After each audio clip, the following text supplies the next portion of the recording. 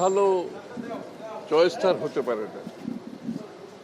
আগাগোড়া একজন রাজনৈতিক ব্যক্তিত্ব, দীর্ঘ সংগ্রাম অতিক্রম করে, জেল জুলুম সহ্য করে, স্বৈরাচারের বিরুদ্ধে লড়াই করে,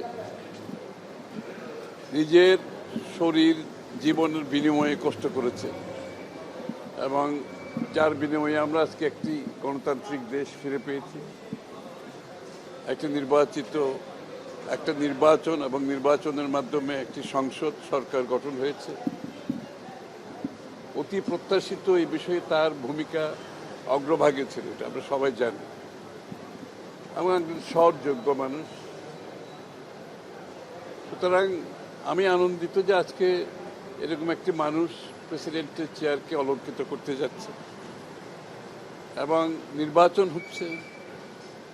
আমরা যে গণতন্ত্রের কথা বলে আসছি এতদিন, সেই গণতন্ত্রের প্রতিফলন ঘটছে।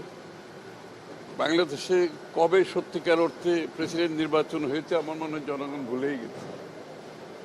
এবং আজকে একটি নির্বাচিত সংসদে একটা প্রেসিডেন্টের নির্বাচন হচ্ছে, এটাও তো আমাদের জন্য বড় পাওনা।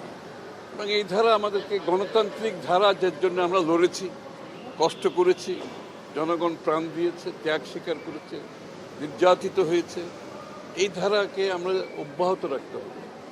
যে গণতন্ত্রের জন্য আমরা সবাই মিলে লড়েছি, এটাকে অব্যাহত রাখতে হবে। গণতন্ত্রের সংস্কৃতি অব্যাহত রাখতে হবে। এটা যদি অব্যাহত থাকে, ইনশাল্লাহ যে বাংলাদেশ গড়ার প্রত্যয় আমাদের মাননীয় প্রধানমন্ত্রী নিয়েছেন, সবাই মিলে আমরা সেই বাংলাদেশ গড়তে পারবো আগামী।